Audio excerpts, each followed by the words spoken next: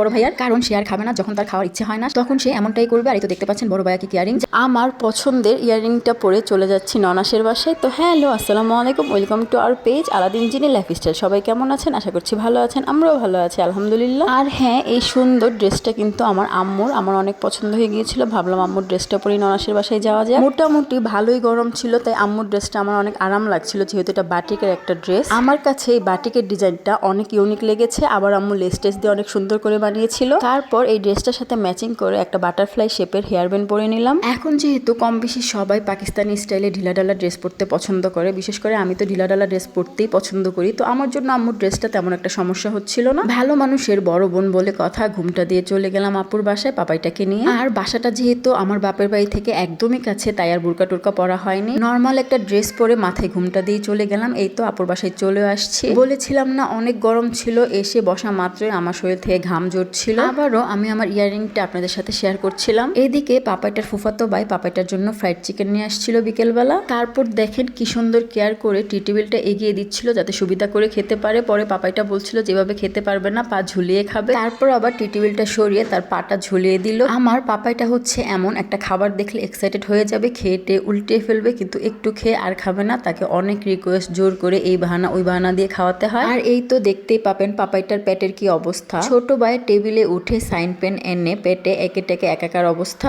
সাথে বলতেই হবে বড় ভাইয়ার কি ধৈর্য, তাকে দুষ্টামির ছলে ছলে খাওয়াচ্ছিল, এর মধ্যে আবার মুখে নিয়ে হাতে দিয়ে গিয়েছিল, বমি করে দিয়েছিল। অ্যাকচুয়ালি বমি না, মুখে নিয়ে চাবিয়ে হাতে রেখে দিয়েছিল বড় ভাইয়ার, কারণ সে আর খাবে না যখন তার খাওয়ার ইচ্ছে হয় না তখন সে এমনটাই করবে। আর এই তো দেখতে পাচ্ছেন বড় ভাইয়া কি কেয়ারিং। যাই হোক, বাকি ফ্রাইড চিকেনটা বড় ভাইয়া খেয়ে ফেলছিল, কারণ সে আর খাবে না। তো এদিকে বড় ভাইয়ের সাথে লেনদেন শেষ করে ছোট ভাইয়ের কাছে চলে আসছে। ছোট ভাইয়া তো এদিকে ফোন টিপছিল, তো ছোট ভাইয়ের খাটে হাড়ি পাতিল রান্নাঘরে সব নিয়ে আসছিল। তো এদিকে মাঝখানে আমাকেও দেখিয়ে দিলাম। অলরেডি রাত হয়ে গিয়েছে, চলেন আপনাদের সাথে শেয়ার করি রাতে কি দিয়ে খেলাম। যদিও দুপুরে যা দিয়ে খেয়েছি তা দিয়েই রাতে খেয়েছি। তো এদিকে ছিল পাতলা ডাল, এটা পাপাইটার জন্য রান্না করা হয়েছিল। এদিকে ছিল ফার্মের মুরগি মাখো মাখো ভুনা টাইপ।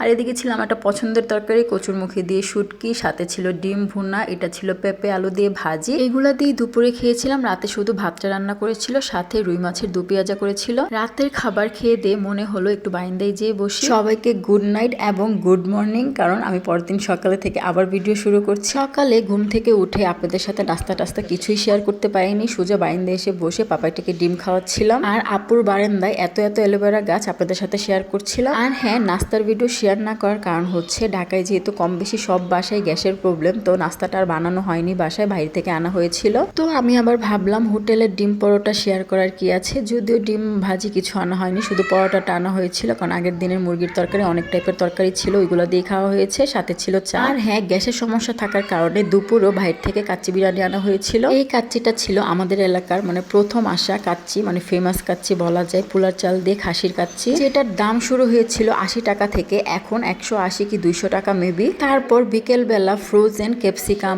ফ্রোজেন গাজর দিয়ে পাস্তা রান্না করলাম সবার জন্য। আর এইদিকে আমার পাপাইটার তো দুষ্টামি আছে, একবার বড় ভাইয়া একবার ছোট ভাইয়া, কি আর করবে। তো আমি আমার পাপাইটাকে নাস্তা করিয়ে সোজা ড্রয়িং রুমে চলে গেলাম টিভি দেখবো আর খাবো বলে।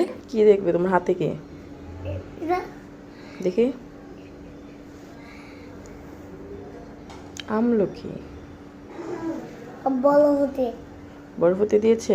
এই আমলকিকে আমার পাপাইটা বলে ছোট বল। তো দেখতেই পাচ্ছেন কি সুন্দর করে এক্সাইটেড হয়ে মুখে নিয়েছে, তারপর যখন মজা না নিচে ফ্লোরে ফেলে চলে গিয়েছে। এই হচ্ছে তার দুষ্টামি। এইদিকে আরেকটা সকাল চলে এসেছে, তো আজকেও বাহির থেকে নাস্তা নিয়েছিল পাউরুটি। তো আমি ডিম দিয়ে পাউরুটি ভেজেছিলাম পাপাইটার জন্য, আমি আবার পোস্ট করে পাউরুটি খেয়েছিলাম। ডিম দিয়ে পাউরুটি ভেজেছি ঠিকই, কিন্তু সে আর খায়নি, পাপাইটা আর খায়নি। সে বড় ভাইয়ের সাথে, বড় ভাইয়া যা দিয়ে খায় সেটা দিয়ে খাবে। বড় ভাইয়া তো আগের পুরান তরকারি দিয়ে খাচ্ছিল, তো ভাইয়ার দেখা দেখি সে পুরান তরকারি দিয়ে নাস্তা করে নিল আলহামদুলিল্লাহ। তো বাসায়ও চলে আসছি অলরেডি। বাসায় এসে আব্বু নাকি দই এনেছিল, ভাবলাম পাপাইটাকে খাইয়ে দিই, কিন্তু সে খায়নি, আমি খেয়েছি। দইটাও অনেক মজা ছিল। তো ননাসের বাসায় গিয়েছিলাম সকালে নাস্তা করে, ওই দিন ছিলাম, পরদিন ছিলাম, তারপরের দিন সকালে নাস্তা করে মায়ের বাসায় ব্যাক করেছি। সব মিলিয়ে দিনগুলো ভালোই কেটেছিল। আল্লাহ হাফেজ, আসসালামু আলাইকুম।